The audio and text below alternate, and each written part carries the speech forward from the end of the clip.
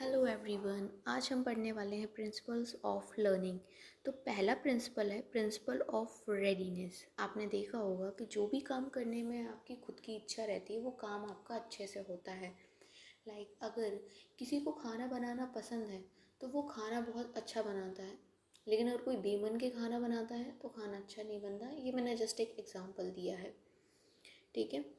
तो वैसे ही लर्निंग का है, अगर लर्निंग हमारी इच्छा से होगी, हम पढ़ने के लिए तैयार हैं, तो हमारी जो लर्निंग है वो अच्छी होगी। मतलब हमारी विल होनी चाहिए, हम विलिंगनेस होनी चाहिए, ठीक है, एक इंडिविजुअल की, कि वो नई चीज़ को लर्न करे, तो उसकी लर्निंग अच्छी होती है। और इंडिविजुअल्स कब अच्छा लर्न करते हैं? जब वो फिज़िकली, मेंटली और इमोशनली हर तरीके से रेडी हों चीज़ को लर्न करने के लिए। अगर कोई बच्चा बीमार है तो लर्निंग में प्रॉब्लम आएगी। अगर बच्चा टेंशन में है, स्ट्रेस में है, तो भी लर्निंग में दिक्कत आएगी। और अगर बच्चा इमोशनली ठीक फील नहीं कर रहा तो भी उसकी लर्निंग में दिक्कत आएगी। इसलिए लर्निंग अच्छी हो तो आपको मेंटली, फिज़िकली और इमोशनली हर तरीके से रेडी रहना चाहिए। बच्चे की विलिंगनेस यानी विल भी होनी चाहिए, इच्छा होनी चाहिए लर्निंग की। अब हम देखेंगे दूसरा प्रिंसिपल क्या है। तो दूसरा प्रिंसिपल जो है वो है प्रिंसिपल ऑफ इफ़ेक्ट। अक्सर ये देखा गया है कि लर्निंग तब अच्छी होती है जब लर्निंग के साथ के जो एक्सपीरियंस होते हैं वो प्लेजेंट होते हैं। और वहीं अगर वहाँ पर नेगेटिव फीलिंग्स आ रही हो, नेगेटिव एक्सपीरियंस हो, तो लर्निंग अच्छी नहीं होती। लर्निंग करते वक्त अगर हमारा इन्वायरमेंट अच्छा है, हम अच्छा जो भी वातावरण है आसपास का, टीचर, हमारे पीयर्स, सारे ग्रुपिंग, जो भी चीज़ें हैं, हमारी लर्निंग जब हमारी हो रही है, आसपास की चीज़ें फिज़िकली, इमोशनली वाली सारी, तो हमारी जो लर्निंग है वो अच्छी होती है। और वहीं अगर ये नेगेटिव हो तो ये हमारी लर्निंग को ख़राब करती है, हमारी नेगेटिव पे गलत असर पड़ता है। और फिर आता है प्रिंसिपल ऑफ रिपीटेशन। ये भी एक प्रिंसिपल है लर्निंग का और बहुत ही कॉमन सा प्रिंसिपल है। छोटे बच्चों की क्लास में तो बहुत ज़्यादा इसको अपनाया जाता है कि लर्निंग कब बेस्ट होती है, जब हम किसी को बार बार रिपीट करें किसी चीज़ को। बच्चों को पहले ऐसे बोलते थे ना, रटवाया जाता था बोल बोल के, रिपीट कर कर के। तो प्रैक्टिस से और रिपीटेशन से कोई भी चीज़ लर्न अच्छे तरीके से हो जाती है। फिर आता है अपना प्रिंसिपल ऑफ प्राइमेसी।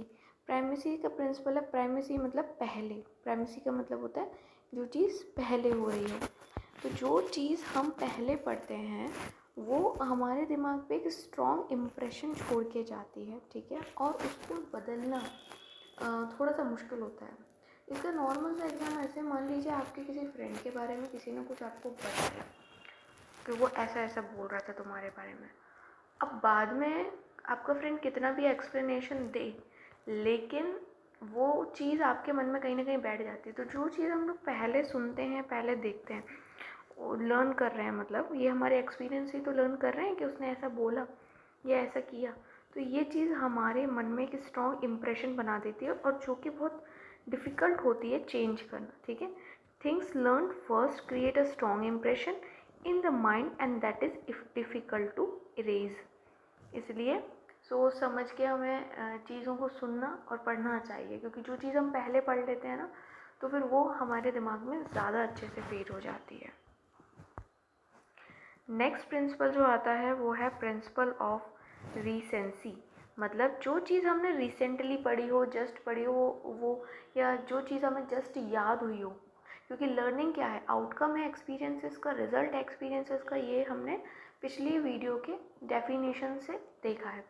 तो अगर मान लीजिए हमारा जस्ट कोई एक्सपीरियंस हुआ है, या कोई हमने चीज़ अभी पढ़ी है, तो वो हमको तुरंत अभी याद रहेगी, बजाय जो हमने एक हफ्ते पहले पढ़ा होगा। तो इसलिए क्या हो गया, प्रिंसिपल ऑफ रीसेंसी। जो चीज़ हम रीसेंट याद करते हैं वो हमें ज़्यादा अच्छे से रिमेंबर रहती है। इसलिए जो टीचर होता है वो जो इम्पॉर्टेंट पॉइंट्स होते हैं आपके चैप्टर या लेसन के, उनको चैप्टर ख़त्म होने के बाद री एम्फसाइज कर देता है, ताकि बच्चे के माइंड में वो जो इम्पॉर्टेंट पॉइंट्स हैं वो बने रहें। नेक्स्ट आता है अपना प्रिंसिपल ऑफ इंटेंसिटी। टीचर को अगर अच्छा लर्निंग करवानी है तो उसको ये चीज़ ध्यान देनी चाहिए कि जब वो लर्निंग करवाने की कोशिश कर रहा है उसे बहुत इंटेंसिवली करवाए। यानी कि नॉर्मल तरीके से पढ़ाने के बजाय अगर वो उस चैप्टर को थोड़े शार्प, क्लियर, ड्रामेटिक तरीके से पढ़ाएगा। अगर वो रीडिंग करवा रहा है, मान लो कोई लैंग्वेज पढ़ा रहा है, इंग्लिश या हिंदी, जब स्टोरी टेलिंग हो रही है तो जहाँ पिच हाई करना है, पिच लो करना है, या फिर थोड़ा ड्रामेटिक वे में बोलना है, तो जिस जिस कैरेक्टर का रोल प्ले हो रहा है उसके अंदाज में बोलना है। अगर इस तरह की चीज़ों से पढ़ाएगा तो लर्निंग ज़्यादा अच्छी हो सकती है। बजाय अगर आप सिंपल तरीके से पढ़ाओगे तो बच्चों को बोर्डम होगा, और बोर्डम से जो लर्निंग होती है वो इफ़ेक्ट होती है।